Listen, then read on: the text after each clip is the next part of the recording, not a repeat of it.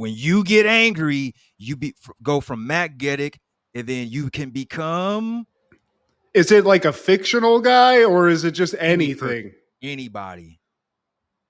I mean, honestly, this is the ugliest audience I've ever seen on King's Court. You, lady, you look like you should only be seen through a peephole in a box. But 3J's all about it. He's all about the street shit. You are way too cool to be a Urkel. I just met you, but I like you. I'm gonna get a poster of you on my wall.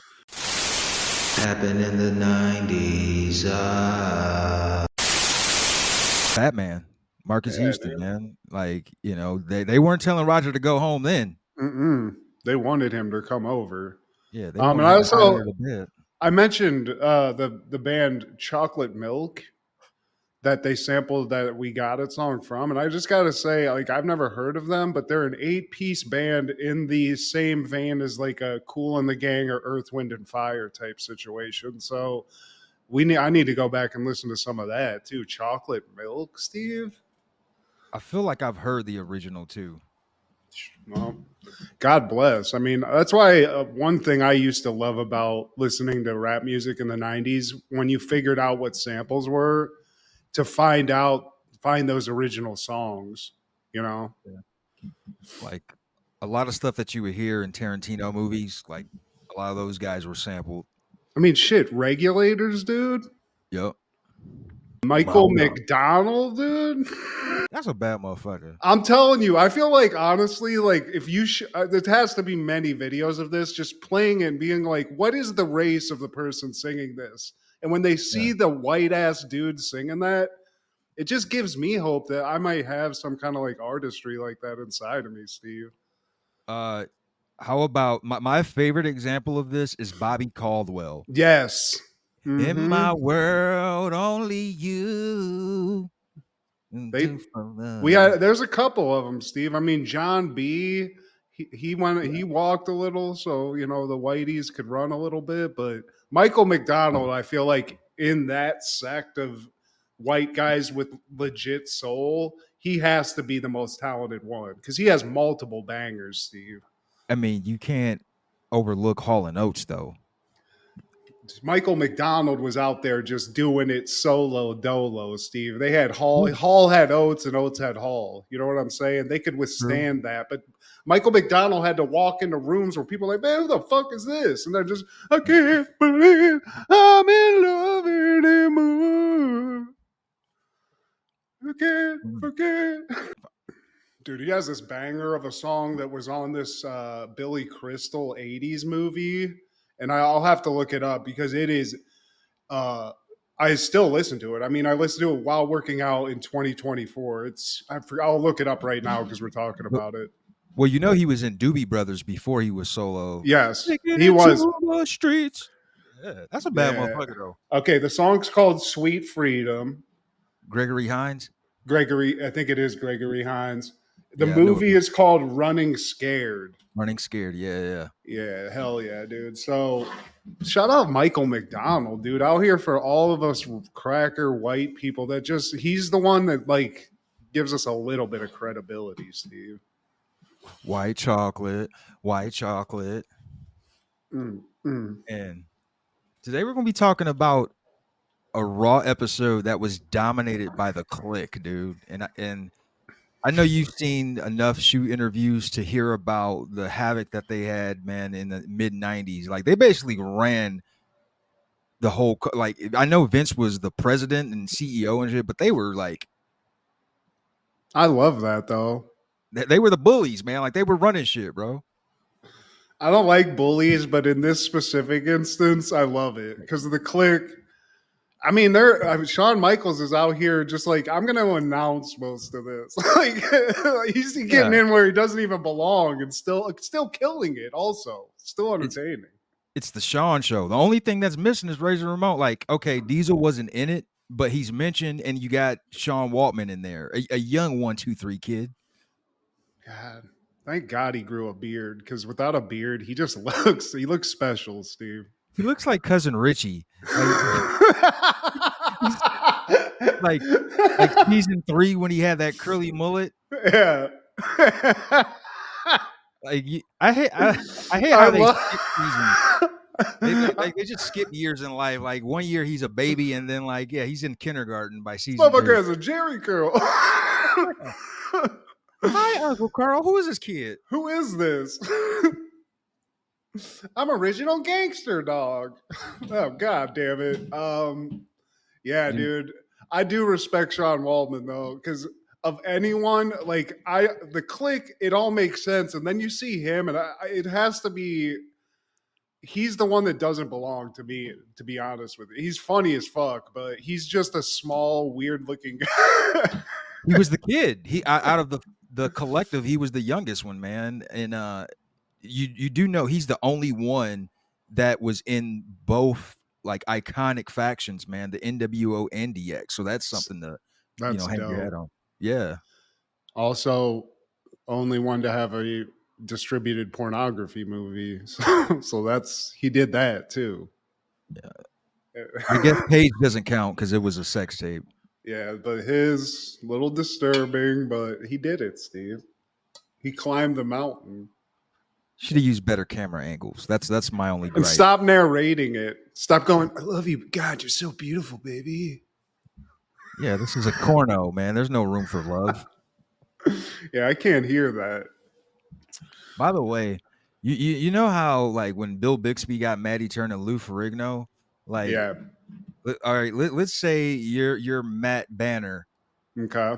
And like you when you get angry, you go from Matt Geddick, and then you can become Is it like a fictional guy or is it just anything? Anybody.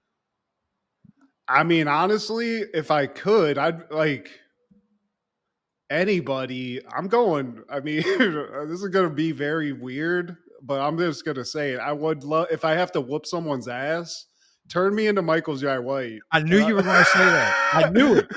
I mean, I knew fuck it. Hell yeah. I would love that. Bill Bixby can become.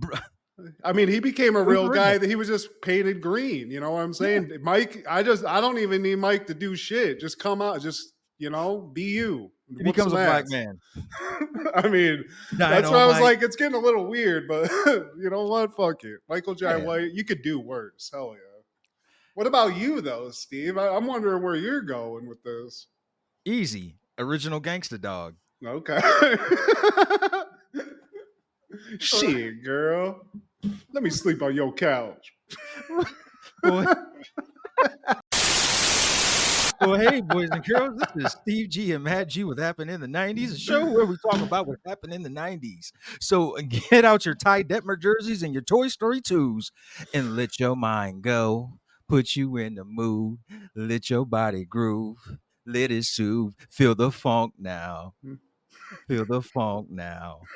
Feel the funk. Let the rhythm take you. Yeah, well.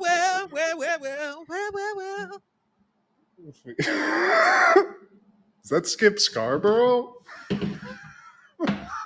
Well, today, my friend, we're talking all things December 5th, the 90s. Starting off in 1992, the final episode of Groove Troop is aired, and like we just talked about the debut of it like 3 months ago. Like, I don't get it. I don't get why, like how it became so, because it's like kind of like a cult hit, like especially the movie. Yeah. That shit. Wait, is that the guy from Immature too? Did Marquez Houston sing that song, Steve? That's Tevin Campbell. Sorry. Okay. My bad. But I was never huge into the Goof Troop. I never liked Goofy as a kid. I thought it was like lame. I thought it was bleh. I like the animation and stuff, and I do like the Goofy movie. I think it's like a really cool kids movie and stuff, but I don't know. I don't really have too many feelings about it, good or bad.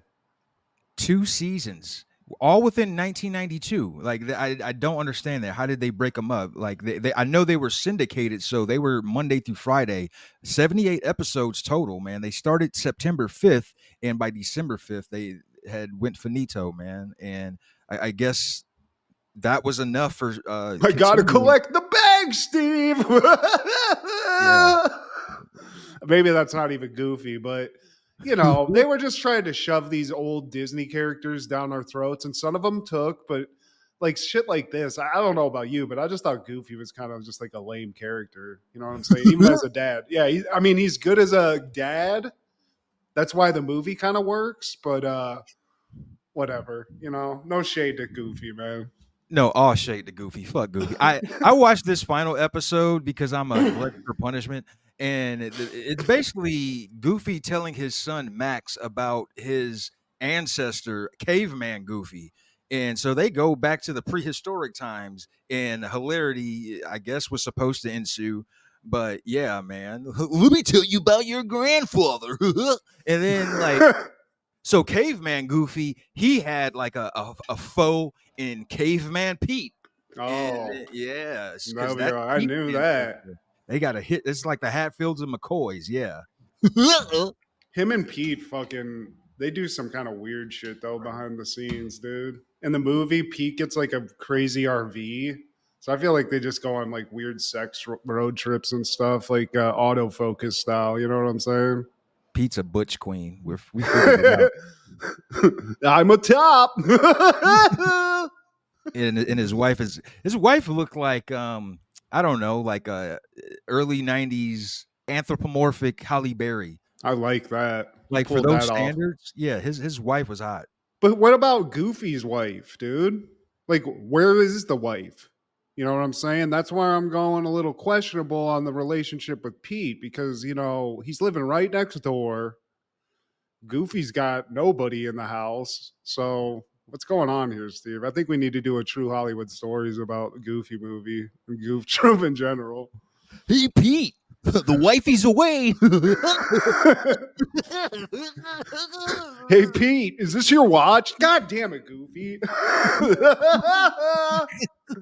Oh, jeez. 1994, WWF is airing season 2, episode 44 of Monday Night Raw. It's weird breaking it down in seasons and episodes. But yeah, man. We get Vince on the commentary. This era sucks, but this is one of the things that is good about it because you get Vince on the mic and he always has this, and I'm still trying to figure out who to compare it to.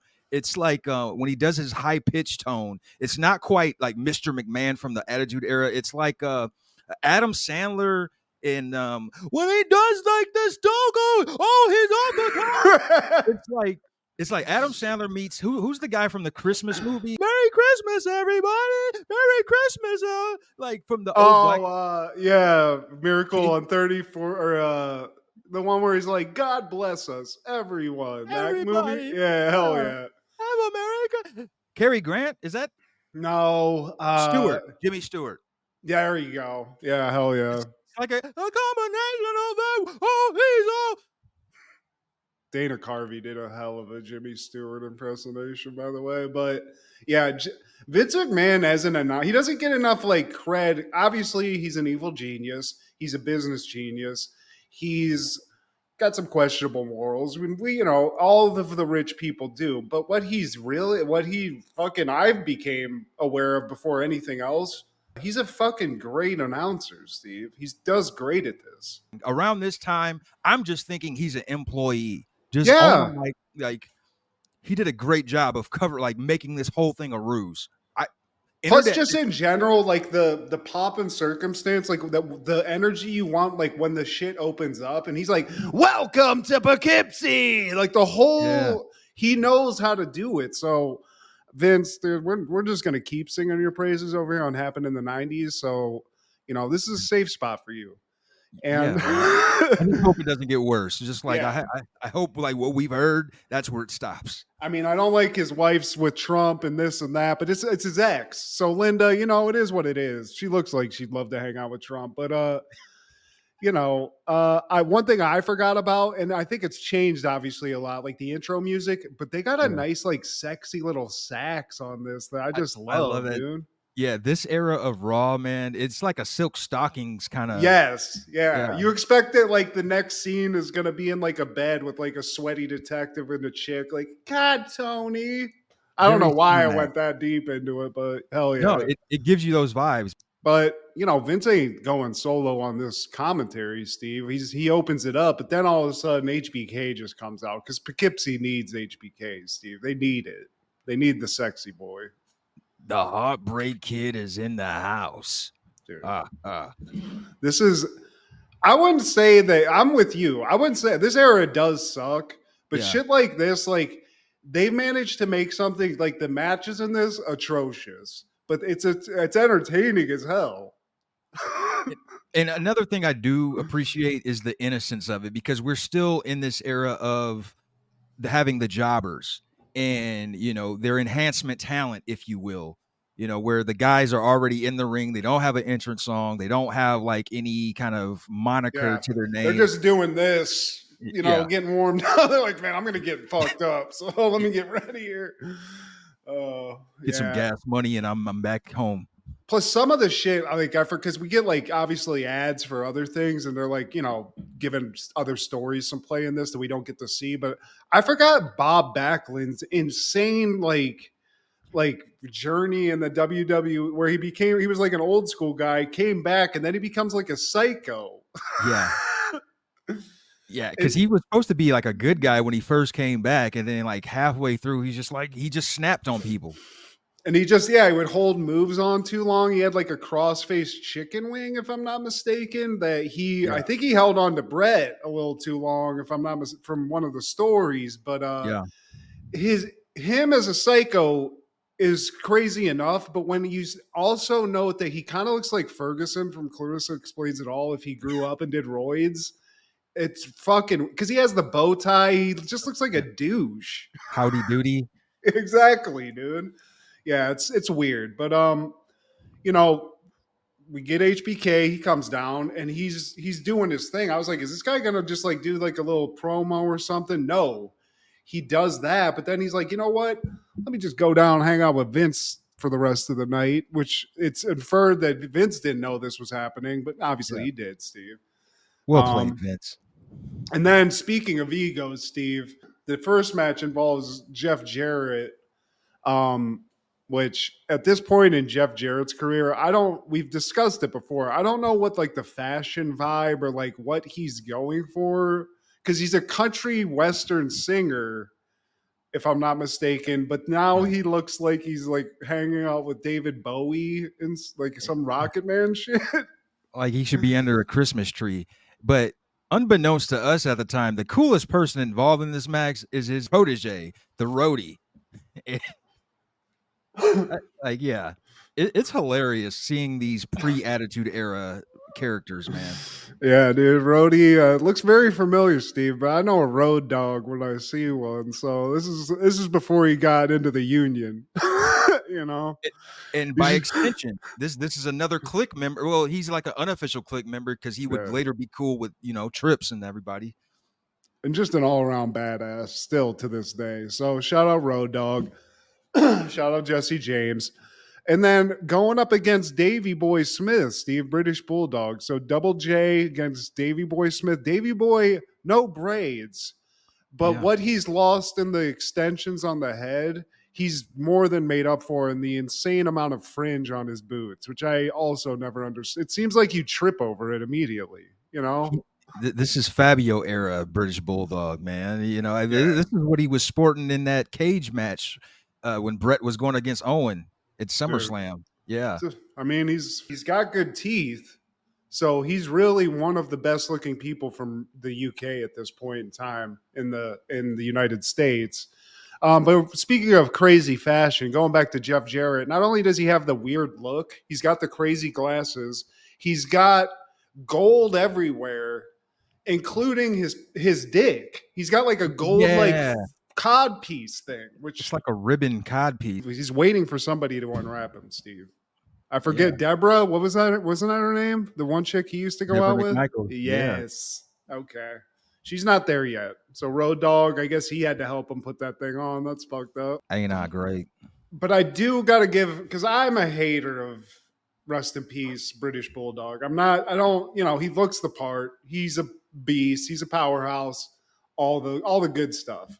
I've usually been a little bit negative about his charisma, but at one point, really early on in this match, he fucks Double J up and does like the little Double J prance thing, and I thought that looked cool. He definitely pulled it off. I thought it was the braids that made you not like him. It's just his whole. It's just it's just the vibe. I respect he got to hang out and was like related to the Hearts and stuff, but I've seen a lot of guys that can hold a guy up in a suplex for 10 seconds. You know what I'm saying, Steve? I've seen Ric Flair do that. Yeah. So that's not impressing me. I wish I looked like him physically sometimes. Don't we all? But, the braids were just one thing where it was just, that was a crazy just decision. But, all in all, I just don't really like the vibe too much. You know what I'm saying? At some point, Vince McMahon's like, his single, Ain't I Great? You can't find it in any store. You can't find that thing anywhere. HBK is like, yeah, it's selling off the charts. It's selling off the show. Just making this shit up as they go. I love it. Yeah, dude. I always wondered about that. Like, how do they get ready? Do they have any notes at all? Like, I guess maybe Vince has some kind of like outline, but goddamn, they're good at improv. And at one point also, not at many points also, the Roadie's just sort of, he's the guy, he's like the assistant, but anytime Double J gets like knocked out of the ring or anything, he inserts himself between Danger and Double J just to give him a little break, like a good Roadie should, Steve. Yeah, he's moving like a Roadie too, like Repo Man style, like just always crouched over, like, need some cable pulled. Yeah. Hey, let me pick that up. Let me get those glasses. Got him. But yeah, dude, and basically, strange match, but the Roadie very integral to the end because at some point both guys get out of the ring. Double J goes back in the ring, and right before the guy's about to count to 10 and count out a bulldog, he's getting into the ring, but the Roadie just holds on to the fringe. And that's all it took, Steve. And then it's over. It's over with because he gets counted out. So the fringe, huge liability, just like I said. You called it, yeah. And Roadie, I mean, you want this guy. Van Halen, keep an eye out if his fucking schedule opens up because he's all hands on deck, Steve. He's ready to go. And he can keep them blunts rolled on deck. Hell yeah. I do love that. But we need that. Yeah, Double J gets the victory, man. But like the promo for the Holiday Wish Tour is this Thursday. It starts in Erie, PA, and then they go to Rochester, then they go to Syracuse, and then Utica, and then Sacramento. Yeah, I like in Erie though. They take a little shine from Cleveland because they're like, don't make the mistake by the lake and miss this one, guys. Oh, what a shout! I love that. But yeah, not quite going to those mega city places that you'd expect now, where they're always in like New York City, the big spots. Now they're in Poughkeepsie, Steve. Now they're in Erie, Pennsylvania. Raw is still in its grassroots territory, man. Like they're mostly doing the ballroom thing. I think this was the only place they did Raw at the time, but they would do those mini tours in other places. But then they come back with footage of the American Sportscasters Convention, and you see Burt Sugar from boxing fame. He's there. Dick Enberg, Kareem Abdul-Jabbar, Yogi Berra, and they even got Tommy Lasorda from Rolaids commercials. Vince is hanging out, hobnobbing. Who are the stars out that they sent to this fucking thing? I did see Kevin Nash there. I think he was there with Kareem. I did see Doink there making an appearance. Doink, that's the guy you send with the full makeup. I'd be like, hey, this is a fucking broadcasting of a like excellence award. Dick Enberg, legends here. Hey, Dick, come over here. I want you to meet somebody. Here's Doink. Dick Enberg's like, Christ. God damn it. Oh, man, that would have been great if John Madden and Doink were together, man. But they did a couple blasts in the bathroom. Steve Doink was the drug hookup that night. Like, you need anything, go to the clown. He's got it all. I mean, anything. Next match is 1-2-3 Kid versus Barry Horowitz, and he gets a notable mention because he was always the guy that patted himself on the back. He was kind of a prominent jobber from this time, man, from the 80s and the 90s. Yeah. hella luscious mulletry on deck in this match in full effect. Both guys have insane mullets. Barry Horowitz notwithstanding. And the one thing that I don't remember shit from about Barry Horowitz because, like you said, I think he was just kind of a jobber dude. But his name sounds like he's like an attorney at law that helps you with like workman's comp claims. Like, have you been wronged at work? Call Barry Horowitz now. Like, he has like a lawyer name. Yeah, I think this match doesn't even last 3 minutes. Nah. 1, 2, 3 Kid, he gets like back-to-back flying kicks to the face. Yeah. And that was his move. That was his like signature kick for a while. That if you held B in a video game, that's what he did. You know what I'm saying? That little windmill kick.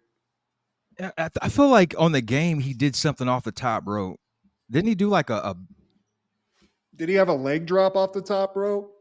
It was something mid. I think he did like a somersault splash or like. I mean, he was doing some more aerial shit when he was younger, but you know what I remember from him was like the Bronco Buster and shit like that. And he's not there yet. You know, he's just spin kicking guys. He's like a Rocky Maivia type at this point. You know. Yeah, he's Little Mac. And if you look at his gear, he's literally wearing the same thing as X-Pac, just different colors, and it doesn't say X on it. Yeah, they took the 1, 2, 3 off. They were like, all right, just slap some paint over that and put an X on it, bud. And then they have a promo for Bob Backlund and Doink. And I guess that's going to be the following Raw. He has made a mockery of this. He looks like he's taking a shit all the time. He's just like wide-eyed. He's putting like a hemorrhoid shit out there, Steve. He's hurting. Yeah, somebody put something in the Ovaltine. Yeah. He got bullied as a kid, I feel like. But Doink's been fucking with him. So next week, that's what's going to happen. I don't know he might stab Doink. It's weird that the clown's the less scary of the two, you know? Right. And then they cut back to this little girl, and she's here for it. She's just in awe, like, But the promo for WWF Raw, and I used to have that video game for Sega. Yes. Like whenever you hit somebody, yeah, it sounded a little weird, hell yeah, but it was a great game. It was like in the vein of that, the arcade game. It was like basically the same one, but with new guys in it, you know? It was a step in the right direction. You know, we went from the old WrestleMania game with Hogan on the cover, and then I think there was it Wrestling Challenge? I had that one too on NES, and then like either this one came out first or there was another game for Sega that came out. I feel like it was the arcade game. It was like All Stars or something like that. Superstars, maybe? Yeah. That might be it. I'm going to look it up right now, Steve. We have access to the internet. But there's a mock match that they show with 1, 2, 3 Kid and Shawn Michaels. And I remember this finisher, Shawn, like he gets in the air and like spins like in a 360 and does a drop kick. Like dude, okay, so we had Raw, which is what we're talking about. We had WrestleMania, which appears to be the same. No, that's a little later. Royal Rumble, I think, might have been the one that we're thinking about. Royal Rumble, it is. It was, yep, because it has Bret Hart, Undertaker, Mr. Perfect, Yokozuna, Razor Ramon, and Shawn Michaels on the cover. I'm looking at the SNES cover, but this shit was tight. I like this, but this was more button mashy. When we got into THQ, into the golden era of wrestling video games, is what I like to call it. That's when they really figured it out. But this was dope. And plus, from the NES to this, the graphics were incredible because you could tell, like, oh, dude, that's fucking Bret Hart. Like, he had the hair and shit. It wasn't, you know, you look at the crowd behind Steve, it's not going to blow your mind. But for us in the 90s, we're like, dude, it's not going to get any more realistic than this. This is crazy. Right. And there's a chair outside. You could pick up the chair and hit him with it. No, dude. I submitted his ass. Got to work the leg. And the next match is Kwang versus Scott Taylor. Do you know who Kwang is, Matt? Steve, I did a little bit of research. Okay. And I do know that Kwang, it's none other than Savio Vega, if I'm not mistaken. He's a little, I gotta say, I think Savio kind of got his shit together after this because he's a little like looking a little loose in the fucking, he's looking a little hefty, Steve. He's big. Yeah. You know what I'm saying? They got him high, they got him hidden under a lot of shit though. So since you did your research, I'm sure you know who Scott Taylor is. Scott Taylor, I didn't really do my research, but is he Scotty Too Hottie, Steve? I recognize the face, but he didn't have the gigantic like Static X hair and the hat. If I'm not mistaken, he had like a Dr. Seuss hat he used to wear. He had a Doherty hat. Yeah, okay. Well, we got a party, Steve. He's the party guy. Shout out Doherty. He's probably walking in Alaskan wilderness right now. God knows where, but he's awesome. Scott Taylor at this point, he's not doing the worm at all. He's just getting the shit kicked out of him, Steve, by Kwang. Enhancement talent, man. Maybe they had contracts, some of these jobbers, because I think he was an enhancement talent all the way up into the Attitude Era when he became Scotty Too Hottie with the Grandmaster Sexay. Yeah, dude. That shit was hilarious, though. Shout out to Scott Taylor for putting in the work and getting to some sort of level where you were one of the talents that they put out there. Because they were like big, him and Rikishi and shit. Because didn't Rikishi fuck around with them too? He was a part of that dance troupe. Yeah, man. Hell yeah, dude. But also in this match, and you can maybe educate me on this, Steve, but there's this guy, Harvey Whippleman, who I don't know if he's the manager for every bad guy in the WWF at this point, because he comes out many times. Right. But maybe he's there to be with Shawn Michaels. I don't know. But he's got it out for Howard Finkel, Steve, in a way that it's completely disrespectful. He's tearing shit up, throwing it in his face, berating this guy, this legend. Yeah. Right in front of the camera. Nobody's doing anything about it, Steve. I don't understand it. Harvey Whippleman, he was the last of a dying breed, man. Like the managers were booming in the 80s, man. But going into the 90s, you were starting to see less and less of them. I think Heenan was gone by this point. Jimmy Hart, he had jump shipped at this point. You don't have Sherry. You don't have Elizabeth. So Harvey, he was one of the few that were still there. And obviously, you still had Paul Bearer. But, yeah, he was in this match as the manager of Kwang, and he managed the Well Done in the main event. But some backstory on him, he was the guy that like basically babysat Dwayne Johnson whenever his father was out and, doing matches and stuff. Personal assistant in a way, like helping him take care of his stuff, like, while he was busy wrestling. That's fucking dope, though. Hey, can you watch my son? He's going to be a legend, too. He breaks a lot of shit. He's huge. Anyway, Harvey, go throw some paper at Fink. It's getting on my nerves. I don't appreciate it. He's fucking, and Howard Finkel, a man usually of class, distinction, and you could tell starting to get under his fucking, it's getting under his skin a little bit, Steve. He's getting peeved, as he should, man. Like, why are you messing with the Fink? He don't harm nobody. No, man. He's here to fucking help. He's just helping. He don't harm nobody. He don't harm nobody. Yeah, dude. I don't like it. Next we got, I guess this is something that happens every week, maybe not, but it's the King's Corner, Steve. It's a time, where we get to just take a breath and have Jerry Lawler just give us a take on something. This week it's been a little mysterious. We don't know who his guest is. Shawn Michaels has alluded that he's talked to the King, and from what he can disclose, it's probably going to be the greatest guest he's ever had, or maybe the greatest guest of any show ever. So I'm excited, but I don't know who's coming out. And Jerry, he's one of the funniest guys in all of wrestling, man, because before he introduces his guest, he tears into the crowd. This is the ugliest audience I've ever seen on King's Court. You, lady, you look like you should only be seen through a peephole in a box. Don't put a camera on her. Don't put a camera on her.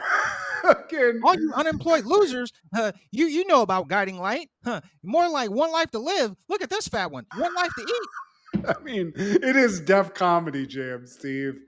And I love it. I love this energy. Come out. He's got that same Rick Rude type energy where he's like, this is the most disgusting, shitty place I've ever been to. Fuck this. It's a good heel move. That's a great, just like easy way to get some heat. You know what I'm saying? You're fat. You're ugly. This town sucks.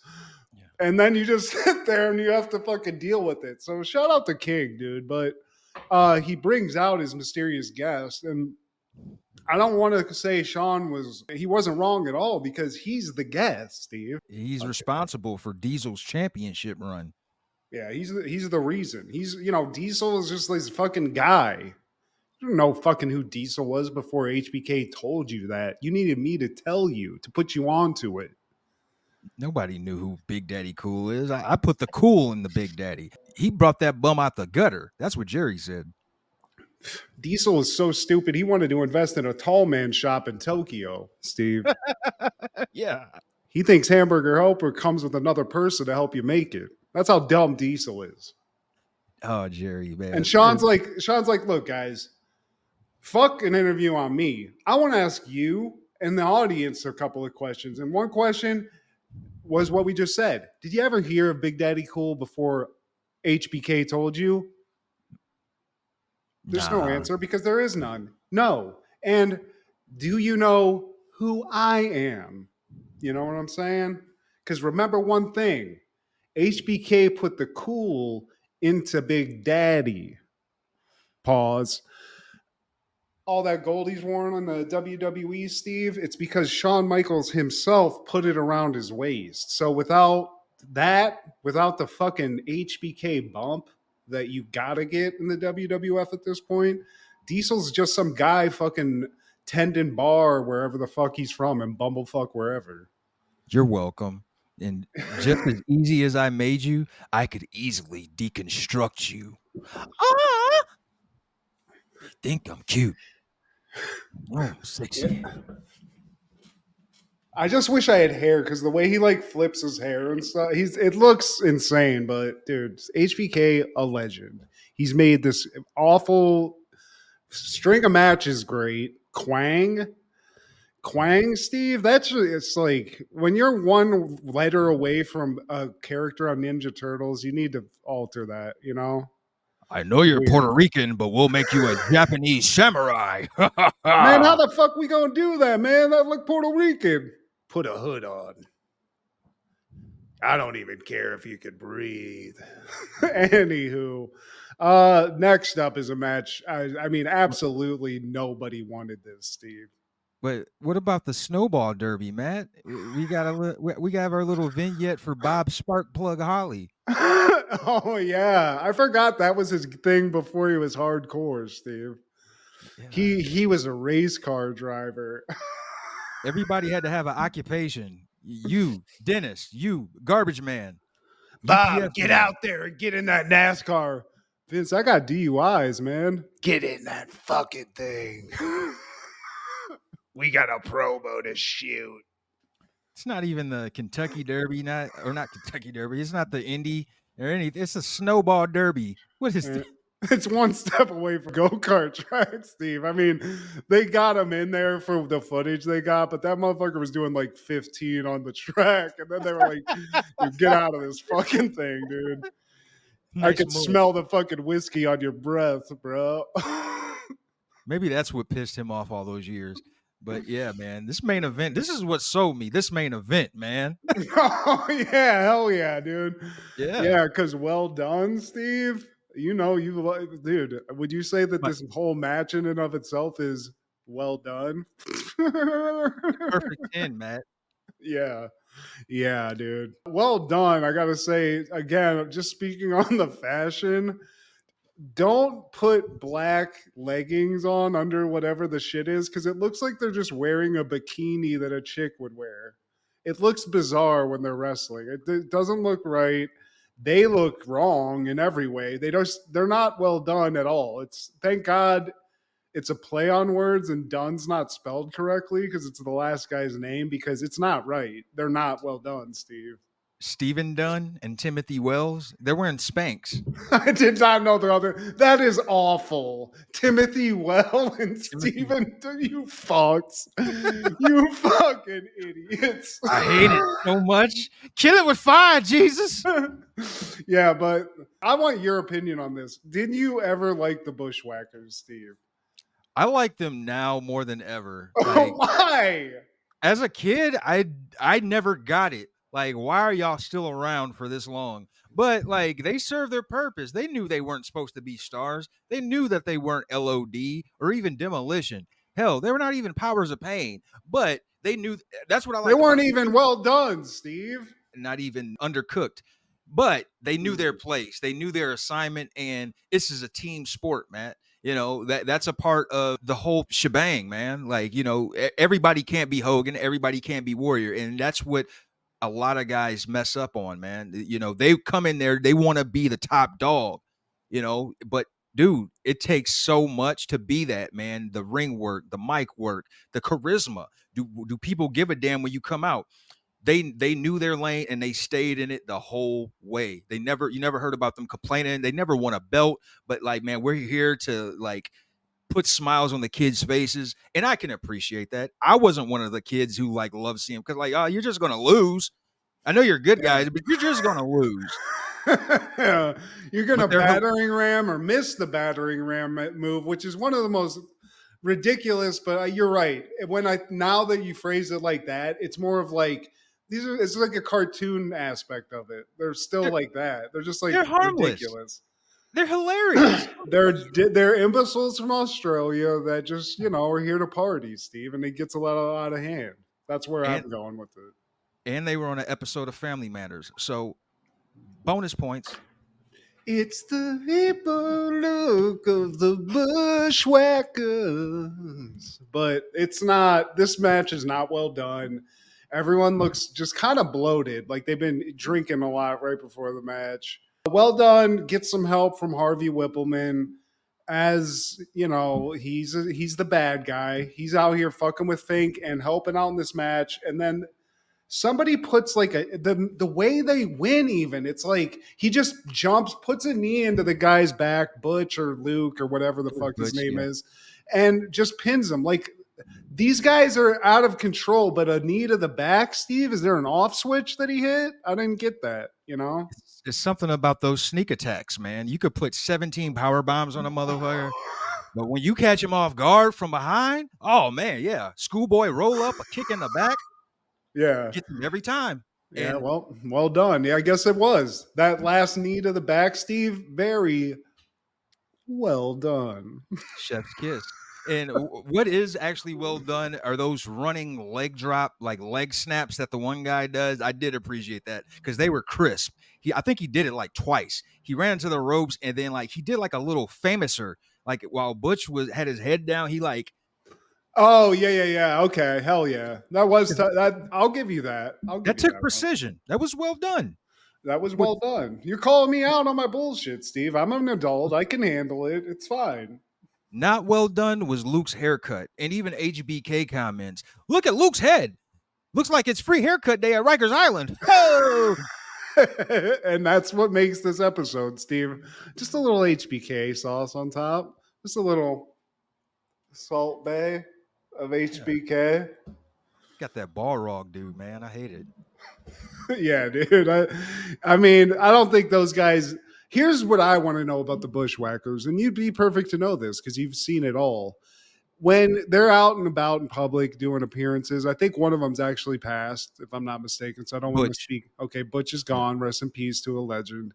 Do they just talk? Are they just like, hey guys, Butch here? Yeah, I was in the Bushwhackers. That shit was crazy. Or are they always like, because they didn't even say words, Steve. It was gibberish. I think they have some shoot interviews out, but you have to get past that strong Australian accent. Actually, it's New Zealand that they're from. That makes more sense. Yeah. That's just warriors walking around. I saw that movie about it. So they just are, I mean, that actually makes me respect them a little bit more. I thought they were just a couple of guys, drunk Australian dudes. Maybe they went to a soccer match, a little football, if you will, and got a little sauced up. You know what I'm saying? But yeah, New Zealand, they're just ready to rock. And another thing I appreciate about them, man, when I found out who they were before the Bushwhackers, they were called the Sheep Herders, and like they could pass as a tag team in ECW as the Sheep Herders because this was in the 80s, and they would have some gruesome matches, totally unlike the Bushwhackers. Like Bushwhackers compared to Sheep Herders, it's like HBO compared to Disney or something. I don't know, man. Like The Oh Wire, wow, yeah, bro. So yeah, like the it's always sheep funny. herders. That sounds even lamer than the Bushwhackers in It some way, does. but that's respect, dude. I didn't even know they went by any other names, honestly. Yeah, it's funny how you see like certain characters before they joined Vince's company, man. You know, it's like night and day with some of them. You can't get bloody just yet, boys. But Not till 96. even though even though they won, Fink, he's had enough, man, and he tries to alert the ref, like, "Hey, man, nah, fuck this shit, fuck you too, Whippleman, get out my face, Harvey Dickelman, bitch. Whipple boy." Yeah, and they get in it, Steve. I mean, and to be honest with you, it's better than the match that we just watched in a lot of ways. Because it's a guy standing up to a bully, Steve. Even if his name's Harvey Whippleman and he looks, again, like some other multiverse version of Ferguson, he's just a nerd. You know, it's just two nerds just getting at it. Two And we nerds like fighting. that. Fink was ready to throw them things, man. And before the episode ends, we got a Bob Backlund promo. Now he's ringside with Vince and HBK, and he's talking about how he never liked clowns, even as a little boy. And now that I'm a grown man with a little boy's face, I still don't like clowns. All right. Let me tell you this axiom. He sounds like RFK almost too. He has like that weird like where it sounds painful every time he talks. He also has that like. Is he pinked out still alive? Bob Backlund, yeah. That's nuts, Steve. When was he originally wrestling? Like in the 70s? In the 70s, man. He had like a historic run in the 70s. I think he was champ for like 3 or 4 years before. He was like a legit like Greco-Roman wrestler though too. Like wasn't he like like an actual athlete of some kind? That's crazy though. He's still alive. Damn. God. He actually ran for office. Oh God. Yeah. Did he win, Steve? No. Thank God. Thank God. Yeah, I don't even know what his politics are, but you know, I could take a wild guess. But Steve, this is Jesse, the Body Ventura, just cutting in here real quick. I have the documents.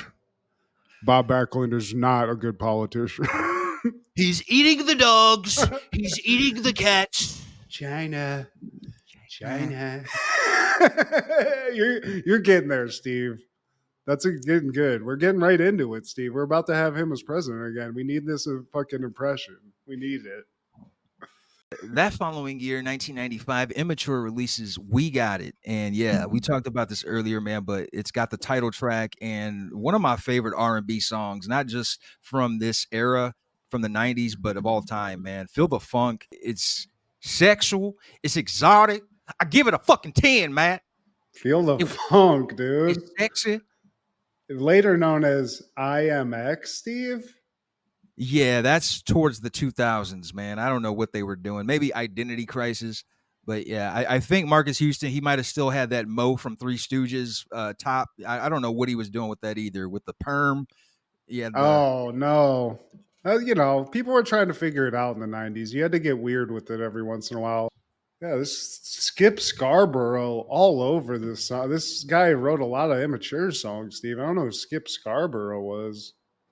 Apparently that dude. He's best known, according to Wikipedia, for romantic ballads. So there you go. That's his niche, man. I mean, Marcus Houston was killing it, man. You know, he was on the stage with Sister. He was in House Party 3 with Immature, and you know, he was killing it in the R&B world as a preteen going into his teenage years. So shout out to Immature. Hell yeah, dude. Why'd they change their name? Just because they got older? Adults? Yeah, because I think around that time they were like 18 or past 18. So it's like let's switch it up. So that makes sense. Dude, he's right. He's like our same age too, Steve. He's like 2 years older than us. Just living the life. We were listening to him like, dude, this guy is so cool. He's 2 years older than us. We could have been hanging out with Marquez Houston, Steve. We never would have. He's too cool, but Way shout too out, cool. man. Yeah, we'll take the spillover though. But Yeah. in 1997, Family Matters is in season 9, episode 10, Original Gangsta Dawg. Trouble comes to town when Urkel's cousin, Original Gangsta Dawg, pays a visit and clashes with both Carl and Harriet. Season 9's taking some swings, Steve. This is one of the most crazy seasons of a show. Like the weirdness that it got to by the end here. I mean, they're making Jaleel White. This guy better been getting paid maximum dollars because he's putting in maximum effort. It's totally the Urkel show at this point. And, he put out a book recently, man. I want to get that. And I definitely want to read that shit. He goes into detail about his time, obviously, with the show. And did you know that he was the original Rudy? He could have been the Rudy on the Cosby Show. He was one of the 3 contestants left. It was him, Keisha Knight Pulliam, and some other kid. Because the Rudy character was supposed to be a boy. Damn. I wonder if he got that if he would have done this. Like Urkel may have never existed like this. Right. Like that's a whole big what if, man. Because they did overlap. Effect. Yeah. Damn. I mean, it tracks though. I mean, he's a fucking great actor. I didn't know he was like that level of child actor though, where he's like, what was he, fucking 3 years old? They're trying to get him to act in this shit? Jesus. Because he started this. How old was he when they started this? He couldn't have been more than like 12 or 13, right? Somewhere around there, yeah. Like that's why. That's crazy. I never heard that. Jaleel White could have his.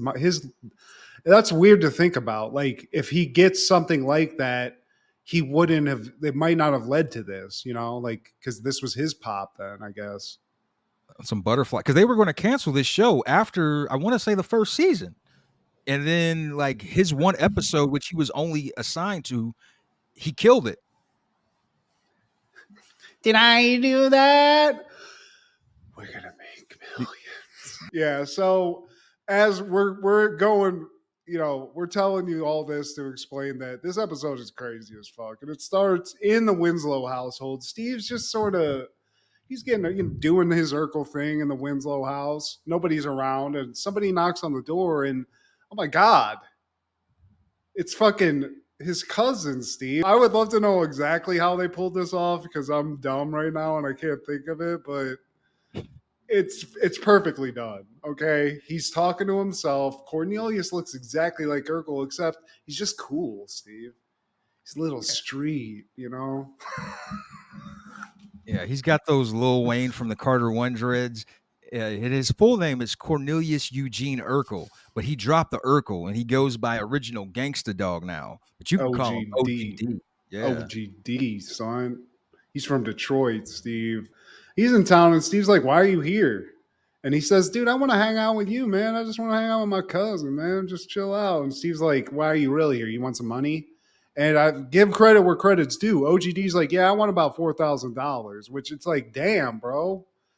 At least like finesse the shit a little bit. But he wants $4,000, Steve, because he owes this fucking thuggish, ruggish dude named Fresh Squeeze. Yeah. Which that's dope, Steve. Original Gangsta Dawg, I'm not fucking with that. Fresh Squeeze, that's pretty tight, Steve. He'll turn your lemons to lemonade if you don't pay him. Bitch. Squeeze his ass. That's when he sends henchmen out. That's what he says. Man, go squeeze his ass. So, fucking Urkel's like, man, get the fuck out of here, dude. Nobody wants you here. I don't want you here. This ain't even my house. So get the fuck out of here. Okay, I got to go on some kind. He's going someplace. He's going out of town, Steve, to some weird shit. I don't know what it's called. Well, can I stay here while you're gone? Man, you can't even stay here while I'm here. Yeah, dude. So Steve kicks him out, leaves with his bags because he was literally out the door, Steve. Yeah. Steve. We cut. We think everything's fine. Everybody's gone. Fucking OGD, fucking hiding the bushes, comes back and just breaks in. Which, like, I took the note. It's like, dude, you're breaking into a cop's house, bro? Right. What a dumbass move, but that's what he's doing, Steve. He's a fucking little cat burglar, OGD. just uses a credit card to jimmy into the Winslow household, man. Is And this then, Bromfield? right. Remember Bromfield, dude. OGD bringing a little fucking Detroit criminal element to fucking Chicago, Steve. They didn't need this. And then when the Winslows come back, look like they come back from shopping or whatever. And I gotta say, Laura, even though she's trash as a human being, she is Yeah. fine. Yeah, dude, she's looking right and tight in season 9, Steve. She got it together. I'm Ooh. fully into it. I get it. And so does OGD, because he's like, damn, who the fuck, you know, but she's like, who are you? Because you definitely aren't Steve. And it's like, also, this bitch is crazy because every guy that's into you is the exact same guy. So what kind of mindfuck shit is this? Right. You know, it's just a different like vibe of dude. But yeah, because Stefan's also still in the mix, Steve, that we'll find out later. And Harriet's like, who are you and what are you doing in my house? And he's lying and like, yo, Steve, you know, Steve he looks exactly like this. He said I can hang out. And it doesn't help that 3J's bitch ass is just like, yo, man, what's up? You know, love you, stranger that kind of looks like Steve. But 3J's all about it. He's all about the street shit. You are way too cool to be an Urkel. I just met you, but I like you. I'm gonna get a poster of you on my wall. Yo, man, let me get that bag real quick. It's like, nah, you can't touch that little kid. Laura is like, I guess she sees, I guess, Steve in this guy because they eventually, because the Winslows are nice, they let him stay because they think Steve wanted him to. So later we cut, Laura's bringing down some blankets and fucking OGD's is getting a little forward. You know, he tells her straight up, like, hey, I'm definitely into this. And we got nothing but opportunity right here on this couch. Let's dirty up that blanket real quick. But she's deciding between two guys already. And, you know, he's not on the roster. I don't like you or those bitch ass lines you be telling people. But you know what? Maybe I could take you to a Missy Elliott concert tomorrow. But it ain't a date. Yeah, for somebody who's like not interested, that's a pretty cool rejection. It's like, yeah, I don't like you, but you can come see this really cool rapper with me. Yeah. And I gotta say, a great opportunity there too to see a legend that close up in a little ass club like that. Dope. But you know, so fucking OGD thinks he's got his little game is tight and shit, but I don't know. You can tell Laura's not into it, but she's really kind of a downer all the time, so I don't really know how to read that. She likes guys with their names on credit cards, Steve, not on their arm. Okay. Oh. But 3J's digging those tats, Steve, because he comes, he's like, yo, those tats, which is one just says OGD and the other is like I think a bulldog. Dog? I don't know. Yeah, it's something that was on the fucking wall of the fucking tattoo parlor, Steve. On like, it's like the most basic tattoo. Look like sticker tattoos, man. Like I couldn't tell if it was a pit bull or a schnauzer. But respect also real quick to OGDs. I keep wanting to say ODB just because it's like a reflex, but to the flex of wearing shirts with just open and nothing on under it. I wish I could do that, Steve. Even to this day, I just wish I had that kind of confidence. The wife beater showing the Tommy Hilfiger emblem on the jeans. Yeah. Fuck it. Why not? But you know, 3J's cool as fuck. He loves it. 3J is cool as fuck, honestly. I'm digging 3J's vibe. He's Orlando Brown. Yeah, him too. He's cool. But he gives OGD a CD, and then OGD's like, yo, you like this shit? This is something, and whatever he gives him as a parental advisory sticker on it, Steve. It's crazy. He probably gave him like a Kenny G CD or something, but like yeah. Oh man, thank you, OGD. I got a CD for you too. So they have like a gift exchange, and then right as that's going on, Carl comes back home, and he's like, "Man, who is this dude at my house?" "Oh, he's cool, Carl. He's Steve's cousin, original Gangsta Dawg." And Carl's not cool with it, but OGD also, he's like, "Man, nobody told me cops lived here." Straight to the guy's face. Like I was like, damn, bro, like at least hold it in. You know, it sounds a little suspect. "You in school?" "No." Why not? Hey, man, I don't like the third degree. Well, I need to know about people who are in my house. Then he sees the CD and he was just like, we don't play that kind of music in this house, 3J, but no buts. And then I think Literally, you're not listening to this song about butts. Okay, get out of here. they talk about hating the police. Well, you don't want the kid to hear the truth? I think it's your bedtime now, 3J. Ooh. Yeah, that shit never really happened to me where like somebody's like talk shit to my parents like that, but I know that voice very well where it's like, okay, you're gonna go up to bed now. And you're like, oh shit. The robot came out. He tells him, man, as long as you're in this house, this kind of music is off limits. Man, whatever happened to freedom of speech? You can listen to this music all you want outside of my house. Yeah, he opens the door. I gotta say, Carl is like handling this smooth as hell. He's like, that's fine. Go outside. You got the First Amendment all day. And when you're in this house, the fucking Constitution is my fucking word, bitch. So shut the fuck up. So OGD putting on a lot of airs, but he doesn't do anything really because I think Harriet comes down and is like, whoa, whoa, whoa, what's going on? And Carl's like, I'm going on a walk. And just leaves and just has to get it out. Since when do we open our home to hoodlums? Like, why don't you kick him out? This is your house, Carl. I really don't like the energy the Winslows are having in this episode. Like, what happened to the backbone? This isn't season 1 energy. Like, where's this Carl? Also, it's a kid talking shit. I feel like as a couple, like when that happens, you got to solidify the team here and be like, okay, so we're gonna get something done here as a team. Maybe it's gonna be whooping this kid's ass, but definitely do not like. Just because he looks like Steve Urkel doesn't mean you have to treat him like Steve Urkel. You know what I'm saying, Steve? And Harriet is very empathetic. Like he just hasn't had an easy life, Carl. Like I don't care. Like it ain't gonna get easier when I fucking cripple this kid. Because that's what I see. Carl's a good man, Steve. Because I'd look for something hard and solid and just go to town on this kid and teach him. Because he's still a kid. Give him the Jazzy Jeff. Just fucking, yeah, exactly. But he'd be unconscious. There would be no screaming. But Carl leaves. He's got to just blow some steam off. He doesn't want to say anything fucked up to his wife or in front of 3J or to this fucking tool that's speaking, that has a bullshit name, all that. Comes back. Harriet's making some tea. Carl's chilled out. He took some time. He walked around the block and he got it out. And she's like, it took you 2 hours. He's like, there was a lot of steam to blow off. Okay. Yeah. That kid is trouble, Harriet. If you see a dent in the side of the house, don't worry about it. Okay. I was just doing some Kill Bill shit. But Harriet apparently called OGD's grandma in Detroit, and he's a good kid. He just hadn't had a good lifestyle. He's a thug, Harriet. And we are against those thugs. Thugs.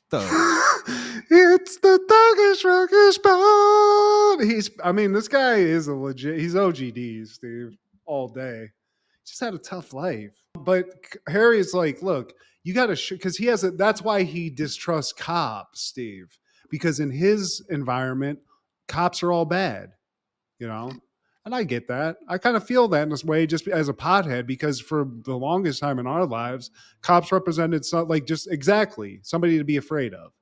To take your happiness away. Exactly. Yeah, exactly. But Harriet's like, look, you can teach. This is your opportunity, Kyle, to teach him that all cops are bad, Kyle. But what about the negative influence he'll have on Richie and 3J? Like, no, I think 3J is here for all the influence. Yeah, he just wants to hang out. He's cool, but she's like, let's not worry about him rubbing off on the family. Let's hope that our family rubs off on him, Kyle. We cut to the Sizzle Club and E-Dub. He's with the girls. Yeah, E-Dub, Steve. Yeah. Hell yeah. Who's E-Dub? E-Dub, Eddie Winslow, man. He always gets his share, honeys. That's what he said. What's Laura's friend's name in this? She's fine. This chick was Max. definitely Max. Okay, I I've had a always been crush a on Max. Max. She's in. Same. I'm into it. So they get to the Missy Elliott concert. You know, E-Dub's out looking for Trim, doing his little. He's just got to do a lap, Steve, to get a couple of honeys, get his share. But then cameo alert, Steve. Missy Elliott herself comes out, and this is early Missy, Steve. Ooh, Johnson like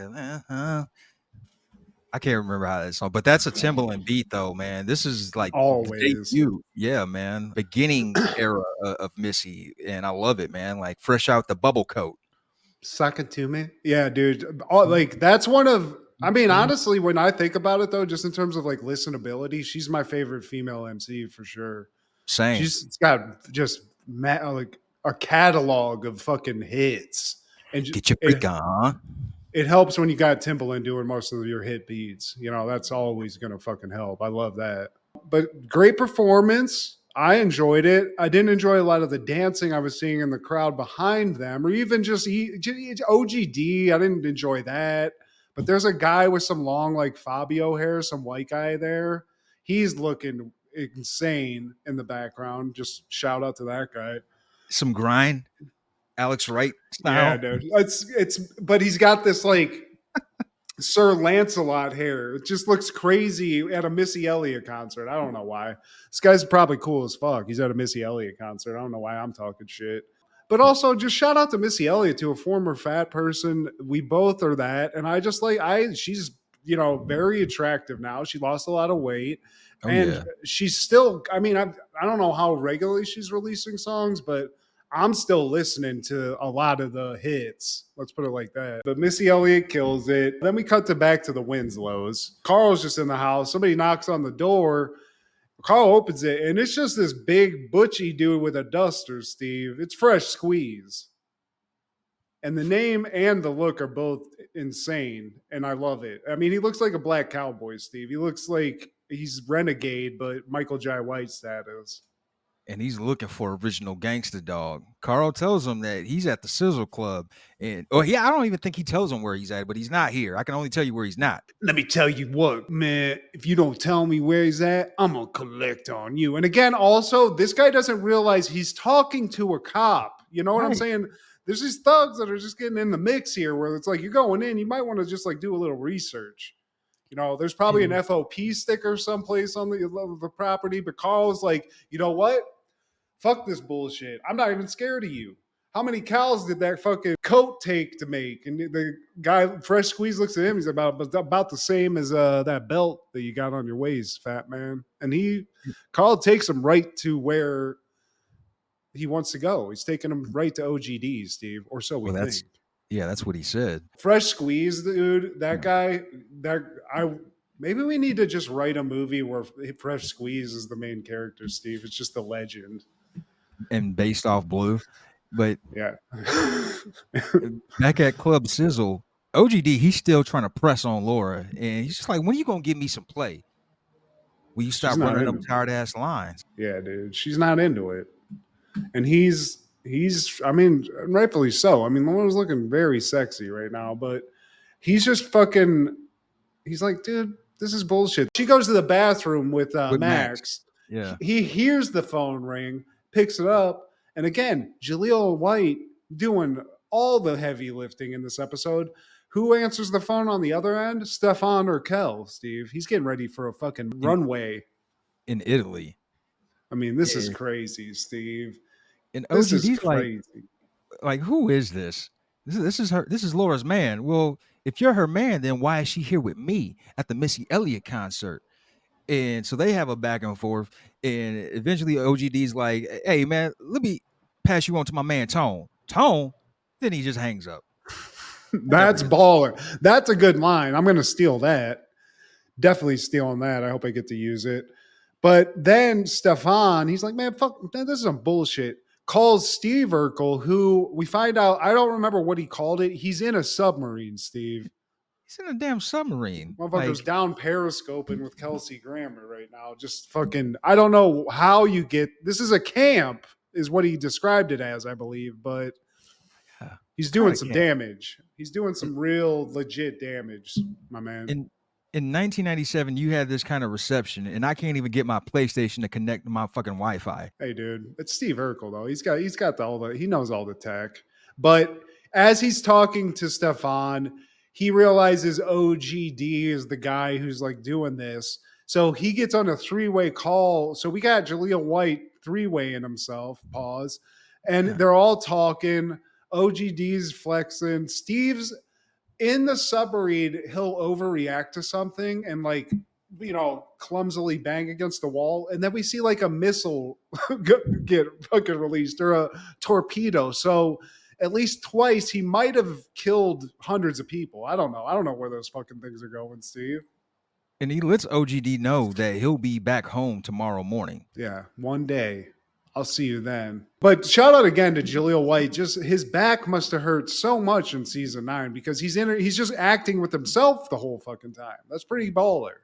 Been carrying the show for several seasons, man. But back to the Winslow household, Laura and OGD, they were come back from the concert, and she tells Carl that the concert was the bomb. Oh, I'm assuming that was a good thing. Because he's got a touch. Oh my god, he's an old father.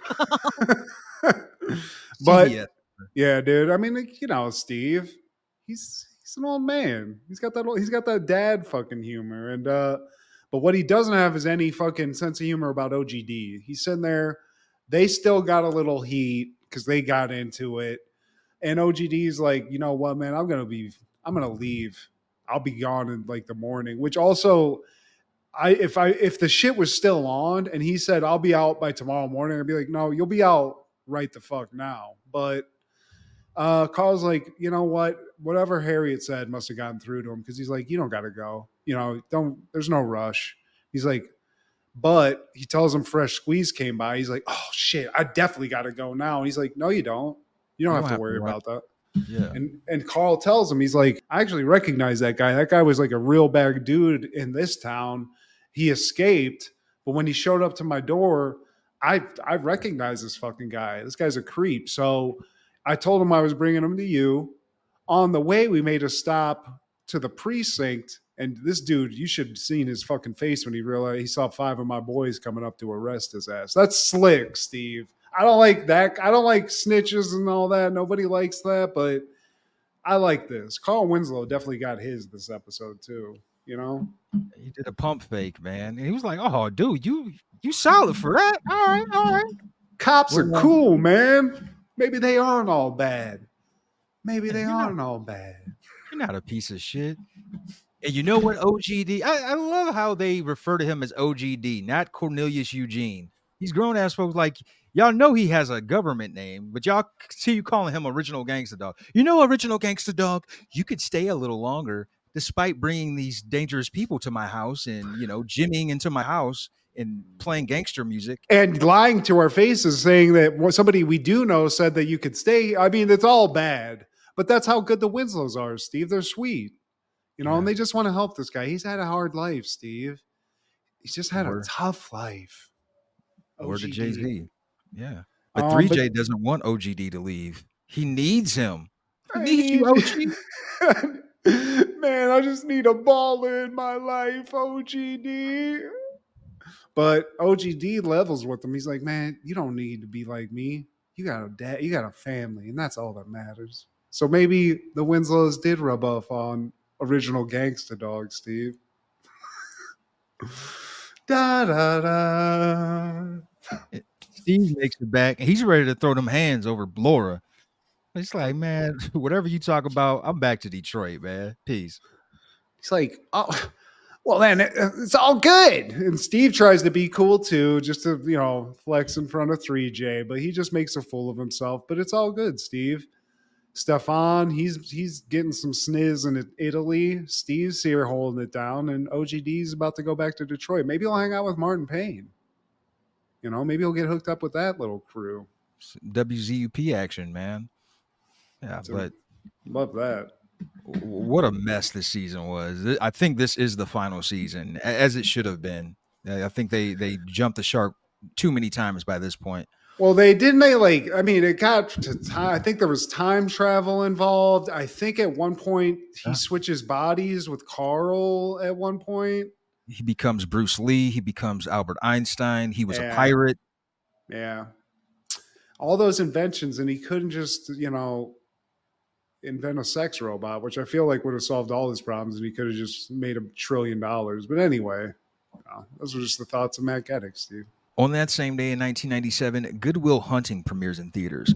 Will Hunting, a janitor at MIT, has a gift for mathematics, but needs help from a psychologist to find direction in his life. Directed by Gus Van Sant, starring Robin Williams, Matt Damon, Ben Affleck, Stellan Skarsgård, and Minnie Driver. It's a good movie. It's one of those. It's kind of sad. It's kind of like it's not one that I rewatched a lot, but I found it good. I like Damon and Affleck. I like the team up. Yeah, everyone loves Robin Williams. Something that's really cool, when Robin Williams passed in 2014, that bench that they sat at in the movie, it became like an impromptu memorial where fans would leave flowers, quotes, and various items at the bench, man. Uh, if I had the funds, I would like to do a tour. It would take Scrooge McDuck money for me to do that kind of stuff, man. But like, if I'm in the area of something like that, I would like to just see it, just to, take a Yeah, picture. hell And, yeah. That's cool too. I mean, Robin Williams. I don't know. Some people have like this weird like opinion of him and stuff, but I think he's a legend, and I do think it's cool, like something little like that where they just like paid tribute to these like seminal moments. I mean, that's a huge moment in this movie. This movie was huge. It launched the careers of Matt Damon and Ben Affleck for sure. And I think it made Robin Williams he'd already done like Dead Poet Society and stuff like Yeah. that. But I think it gave people more insight. They're like, this guy really can like pull off like a dramatic role. Like, cause he's really good at it, man. He was so good at that. And his acting could pull on the heartstrings, man. And it's another great example of comedians being able to pull off dramatic roles. Jim Carrey is another one. Well, and they're so good at ad-libbing, like I think that leads to it. Yeah. And part of that is something that I found out. I think it was actually in a video on YouTube, but Robin Williams was ad-libbing a lot of stuff in this movie. And like literally the last line in the movie that he says, which is like, "Oh, stole my life." He ad-libbed that. That was not written. He just like did the scene a couple times and came out with that. And it's literally like, to me, the perfect ending to the movie. He gets that letter from Matt Damon kind of explaining what's going on. And he reads it, smiles, just puts it down, says that, closes the door. And yeah, man, more than anything, this movie just makes me want to watch, because there was just so many good dramatic movies he did that I don't think he gets enough credit for. I think he gets a lot of credit for this. He did a lot in the 90s that 1 Hour Photo. I don't think that was the 90s. That was 2000s. 2000s, yeah. He made this crazy movie that was actually, to me, the greatest interpretation of like heaven and hell. It was called What Dreams May Come. I don't know if you ever saw that. That movie's, dude, it's really kind of scary and freaky, but it's very emotional. It's very heartbreaking, but he's in it and gives like to me, like one of the most dramatic performances, because there's no happiness in this movie, Steve. It's until the end, there's no happiness. It just is like just a fucking bummer. He kills it. It's one of those like makes you cry every time. The Angriest Man in Brooklyn. I don't know if you saw that. I don't think I've seen that. But then you have movies like Mrs. Doubtfire, like Genie and fucking Aladdin, like all these movies that he did that are kids movies. He just was so talented, so fucking talented. Yeah, Death to Smoochie. Shout out to Death to Smoochie too. That movie's dope. But any callbacks, honorable mentions, or takeaways? I didn't really have anything today because I've just had a busy schedule, but I've seen something done on other podcasts that I just think is interesting, where we go through, like, people just go through old baseball cards and basketball cards and stuff. So I figured, let me just pick like 5 random cards in one of the boxes that I found in my parents' house. So we're dealing with this, Steve. It's filled with cards. I've taken a little pile of cards out. We're just going to go through a couple and see, maybe just comment on if we remember these people or just the fashion in general. I feel like these are baseball cards. There's going to be a lot of people we don't remember, but I think it'll be fun. So First of all, let's see what year we're working with, just to give you a little idea about that. Okay, so we're working with 1991. These are Don Russ baseball cards, 1991, Steve. So right off the bat, this sounds more like a problem with your penis than a name, but Dale Sveum. I don't know if you've ever heard of Dale Sveum. No. He played third base for the Brewers in 91. He made a comeback in 91 after missing most of the previous 2 years with injuries. Dale Sveum. There we go. And I'm looking at this, Steve, so we're just going to go with that because this must have been the boring pile because I'm seeing just, oh, okay, I got a good one right here. Sammy Sosa, Steve. Sammy Sosa, not in the fucking Cubs. This is White Sox Sammy Sosa. Oh, wow. Before the weirdness that he's gone through. Is this his fucking rookie card? No. 2 years in the league. Had 2 home runs and 5 RBIs on opening day in 91 versus the Orioles, Steve. So shout out to Sammy Sosa. Keep that one in plastic. Yeah, shit. I'm going to put that back right now. But that's it. Just have. The only thing I got, man, in 1992, SNL's airing musical guests Neil Young and Tom Arnold, and that was a solid episode. It's the one with Bill Clinton going to McDonald's. And hell yeah. I love that episode. Let me get some of them fries. That's a classic, man. And there's a skit where there's this fictional band called Dawg performing, and Adam Sandler is like the singer and guitarist. I've never seen this until recently, man. And it's him. I think Robert Schmeigel's in the band. A couple of other guys are in this band, and it's like a fake performance, but it's hilarious. Like Chris Farley comes from the crowd, and he's like a craze fan. But yeah, the band is called Dawg, D-O-G. But yeah, that's all I got, man. Please like, share, subscribe, and comment. Please tell your sister, feel the fall alone. Check out Food Show Fanatics as well as Crushgasm and our guy Clark the Shark One Podcastle. This is Steve G and Matt G with Happened in the 90s. Matt was the fat kid, Steve was the black kid. Life wasn't always great, but you know what was? The 90s. Happened in the 90s. Yeah! Feel the funk.